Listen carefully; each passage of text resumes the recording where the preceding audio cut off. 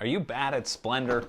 Well, I got some tips for you. Hey everyone, my name is Chris George. Welcome to Room and Board. This video is being made in honor of the World Series of Board Gaming, not sponsored, but in honor of, where Splendor is one of the 16 ring events, and this is an event that I'm participating in behind the scenes, but Splendor is a game that I am particularly great at. And so just like I did one of these for Catan, I figured I'd do one for Splendor as well to help those of you out who might need a little bit of strategy. Splendor is also one of these games that in the last 30 days, I've played approximately 17 times with various player counts and won every game. Of course, maybe the people who I was playing with are not as brilliant as you, and in that case, drop your tips for strategy in the comments. But this is gonna be a quick video. I'm just gonna go through 5 tips that I think you should consider if you're playing Splendor and want to increase your chances of winning. And tip number 1 is potentially the most important one, so that's why I'm starting with it before everyone leaves, except the one that's really later, which, woof, that'll blow your mind.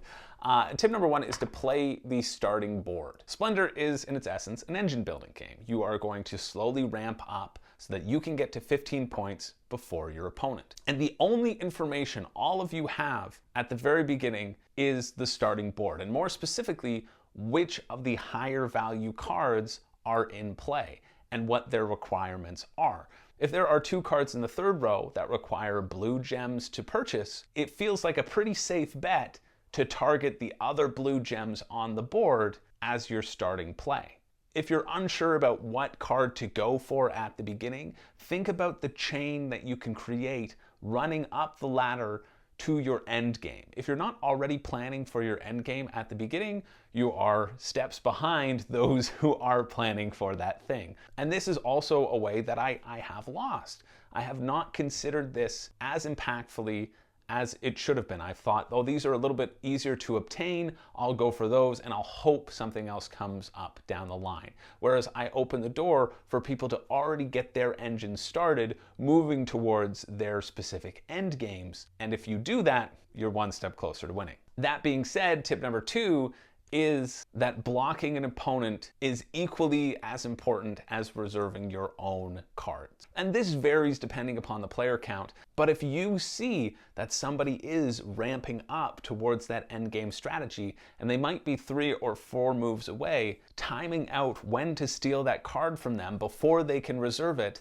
is game breaking. If you're playing with multiple people, hopefully you can convince one of the other people around the table that they need to take that card or the game's over. Usually what I would do is I would make my move and then I go, shoot, I should have taken that. And then you explain the reasons why if that person who's right next to you gets that card, the game is over. And quite often those will be the actual reasons, and you put your opponents in the position of either taking it for themselves and slowing themselves down or letting the other person win the game. Hopefully they don't want to let the other person win the game, unless of course you're playing with people who are playing against me, who only care that I don't win, and doesn't matter who else does. May not be effective that way. In that way, you have to be blocking everybody else's cards at the same time.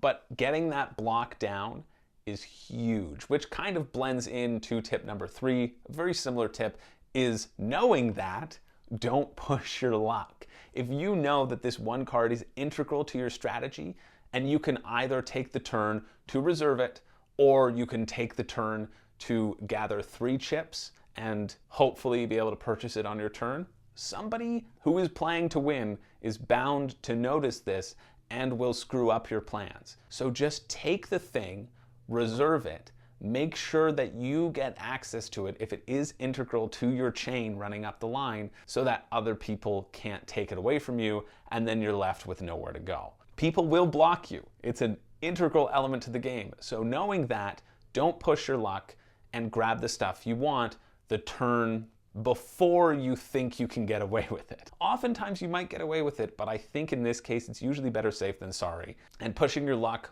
often yields in somebody taking that card either early on or later on that can really stutter your growth and put you a few turns behind, which you honestly can't have happen. Tip number 4 is to not underestimate the nobles. Most often when I have lost the game, it is because I have forgotten to pay attention to the nobles. The nobles are a perfect way to just edge yourself over the line at the end of the game. I don't often go for them. I don't find necessarily a need to go for them. I usually can get to 15 points before someone is capable of grabbing them. But if you're too slow, they will be the thing that can potentially be your downfall. Or if you have a choice between two different colored cards, pick the card that's going to interact with the most nobles down the line, because again, you're setting yourself up for success. It's all about grabbing those gems and grabbing those cards that can inevitably lead towards options. It's like Kim Spradlin playing Survivor. You want to have options. Noticing those options at the beginning of the game can help you at the end of the game when it really matters. And finally, my number one tip. This is a lot shorter than Catan because, well, you know what? Splendor's a lot simpler of a game and deals a lot less with table talk, meaning you only have a certain amount of ways to influence the decisions. But my number one tip for winning Splendor, what has been the key to the majority of my victories, is that I ignore the level 1 cards. I don't go for level 1 cards. I only go for level 2 cards and above. And the reason being is that a lot of the level 1 cards, the amount of turns it takes for you to acquire them is around the same number of turns that it'll take to acquire something that might give you 1 or 2 or even 3 points. And while these level 1 cards are good if you're predominantly searching for a noble strategy, you're still dependent upon the luck of the draw as to which ones come up, if they'll chain well with the nobles on the board. If you go just for points, because remember, the game is about the first person to get to 15 points. If you go for points right off the bat and prioritize points over everything else, there will be avenues to get things down the line. And it might make sense to pick up a couple of the level 1 gems later on in the game, but the first gem that I purchase usually is something that has points. It then provides me with a baseline, provides me with a base gem to start my engine and opens up the possibilities. And then I haven't wasted my initial turns on getting nothing. I've gotten 1 or 2 points in around the same amount of time as my opponents have gotten 1 or 2 gems that have no points. We're in approximately the same position, but I'm closer to the end and therefore closer to winning. I'm willing to be proven wrong on this fact, but I've played a lot of Splendor in my day, and I think I have lost 1 or 2 games. That's probably not true. It's probably closer to, 5. But these are the strategies that I employ and consider every single time that I play, and it usually results in a fairly successful game, at least on the, winning front. As always, games aren't all about winning. Sometimes they're just about having fun.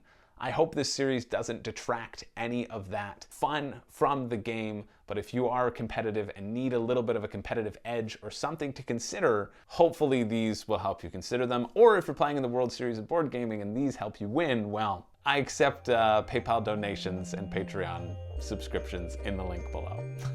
Thanks so much for watching, for tuning in. Go out and play Splendor, have a blast. I hope you win, but above all, I hope you have a great time. My name's Chris George.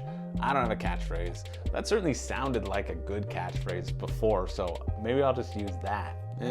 Who knows? I'll see you later.